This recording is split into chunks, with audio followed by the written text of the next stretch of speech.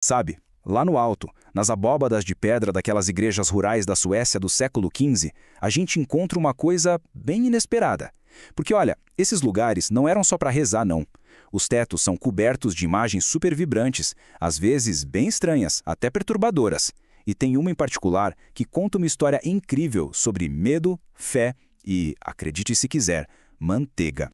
Olha só essa imagem com atenção. Bem ali, no teto de um lugar sagrado, uma mulher e o próprio diabo. Eles estão lá trabalhando juntos. Mas, assim, eles não estão planejando o fim do mundo nem nada. Eles estão batendo manteiga. É, isso mesmo. E essa cena, que é super bizarra, né, levanta uma pergunta óbvia. Por que raios alguém pintaria o diabo e uma bruxa dentro de uma igreja? Bom, para a gente desvendar esse mistério, a gente precisa conhecer o artista, um cara chamado Albertus Pictor. Ele nasceu na Alemanha, mas fez a carreira toda na Suécia, e olha, ele era o pintor de igrejas mais famoso da sua época. E para começar essa investigação, o nosso foco vai ser a igreja de Osmo, porque é lá que as primeiras pistas importantes aparecem.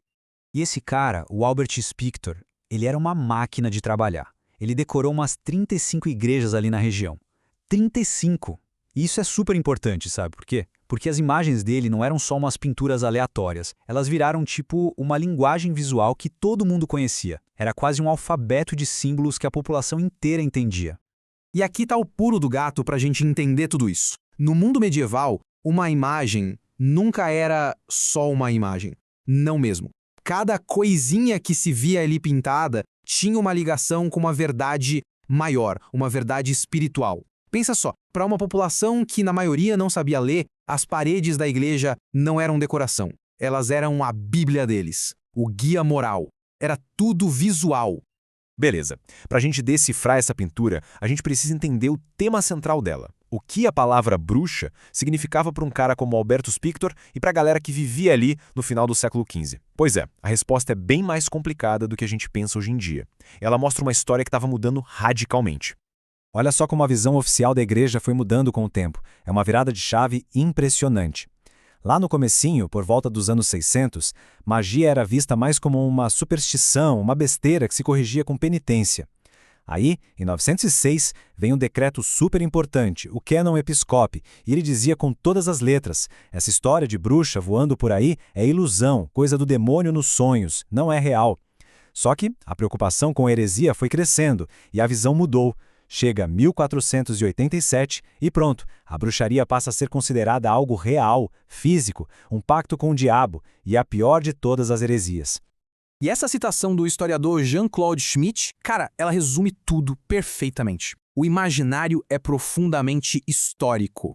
O que ele quer dizer com isso? Que a ideia de bruxa não era uma coisa fixa, sabe? A imagem dela foi sendo construída e reconstruída com o passar do tempo, de acordo com os medos da sociedade, a política, a religião de cada período. Então, antes da Inquisição chegar e tentar botar tudo numa caixinha só, essa figura que a gente hoje chama de bruxa era, na verdade, um monte de coisas diferentes dependendo do lugar. Era um verdadeiro mosaico de crenças locais. Por exemplo, na Suécia, eles tinham a Trollkarling, que é literalmente uma mulher troll. Já na Alemanha, era a Hexe, que tinha a ver com espíritos da fronteira, sabe? Aquele limite entre a vila e a floresta selvagem. Cada nome desses carregava um mundo de significados.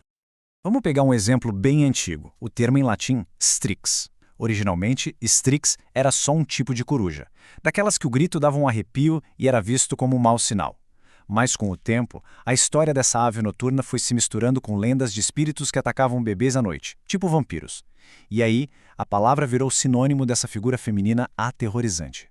O que isso mostra pra gente? Que o medo do que a gente chamaria de bruxa é muito, mas muito mais antigo que a Idade Média cristã.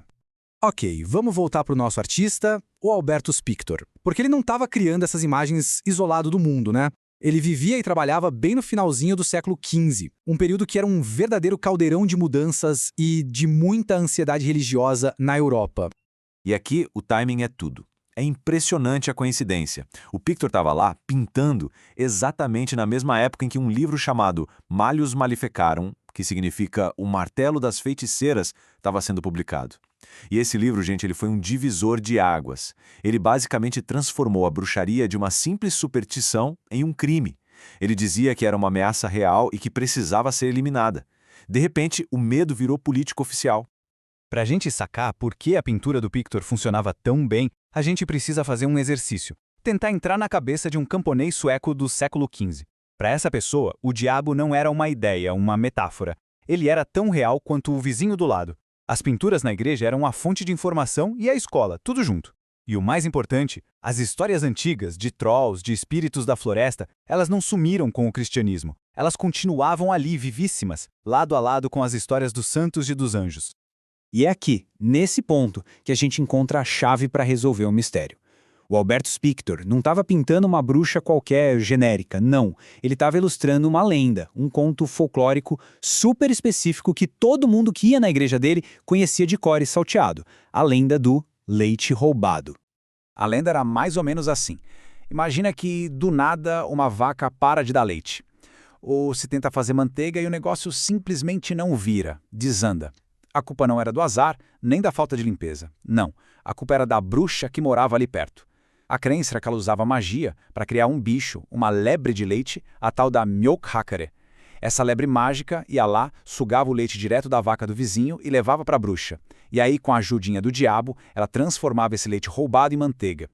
E agora vem a conexão mais maluca de todas. Essa história da lebre de leite não era só uma lenda local da Suécia, perdida no meio do nada. Aquele livro terrível, o Malleus Maleficarum, o Martelo das Feiticeiras, tem partes inteiras falando exatamente sobre isso. Como as bruxas usam demônios para roubar leite e estragar a manteiga. Ou seja, o folclore local estava sendo usado pela teologia da Inquisição como prova de que existia um pacto com o diabo.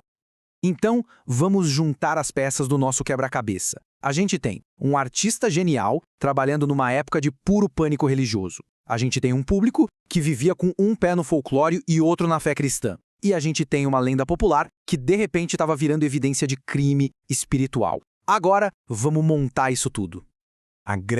A genial sacada do Albertus Pictor foi justamente essa. Ele pegou essa história que todo mundo conhecia e que dava medo e usou ela para ensinar uma lição da igreja. Pensa bem, as pessoas olhavam para cima e viam uma historinha da lebre de leite. Ok, mas o que elas entendiam era uma coisa muito mais profunda. Era uma alegoria. A bruxa não era só uma vizinha má. Ela era a personificação da ganância, da inveja. O leite roubado não era só leite. Era qualquer coisa que se conseguisse de forma desonesta. E a manteiga feita com o diabo. Era a riqueza que vem do pecado. Parece boa, mas por dentro é podre, só corrompe. Então, tá aí a resposta para o nosso mistério bem clara. Pintar a bruxa e o diabo no teto da igreja não era para celebrar eles. Longe disso, era o contrário.